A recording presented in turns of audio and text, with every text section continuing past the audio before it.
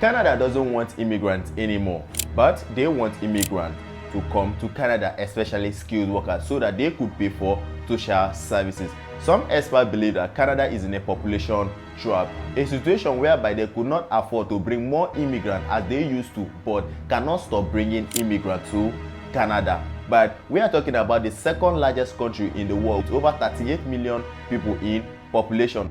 In 2022, 4.8 million people apply for Canadian visa.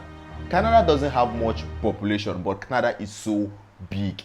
In this video, we're going to talk about why immigrants are so important to Canadian economy.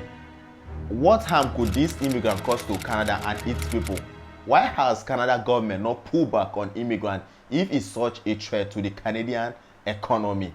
To understand this, we need to go back in history.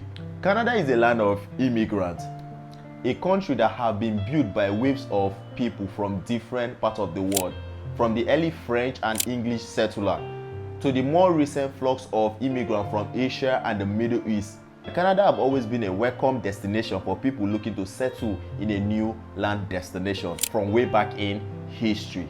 The big question everybody is asking, why more immigrants? Okay, Canada has an aging population and low birth rate, which means that there are not much youth entering the labor market to replace the ones that are retiring. As a result, Canada needs to bring more immigrants to fill in jobs in wide ranges of industry, including healthcare, technology, and construction. One of the major reasons why Canada accepts so many immigrants every year is because of the economic benefit of these immigrants to Canada. Some of these immigrants help to boost the country economies in different ways, including through increased consumer spending, entrepreneurship, and tax revenue. When immigrants arrive in Canada, they need to purchase houses, food, and other necessities.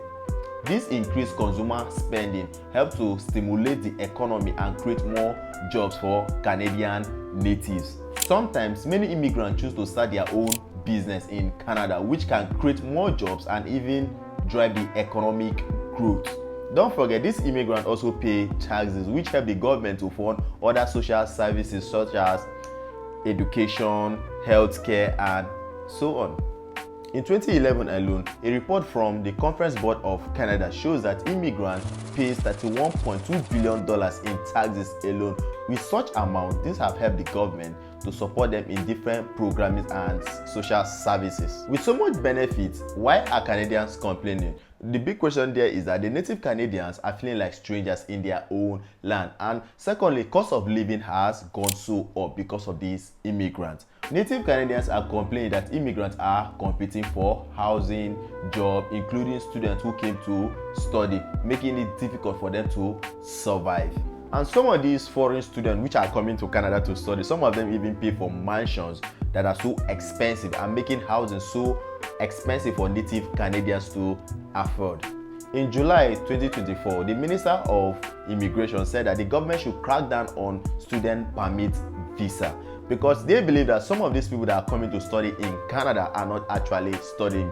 Reason being that they are not even attending college. They are not seeing them in college. They are not doing anything in the college. Some of them don't even come to school. They believe that some of these international students are abusing the visa permit to come to Canada and study.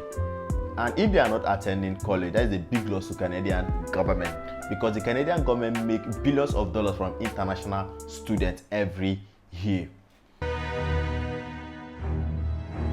The big question is that will Canada stop accepting immigrants? But no, Canada has a long tradition of accepting refugees and supporting family, which are important for humanitarian reasons.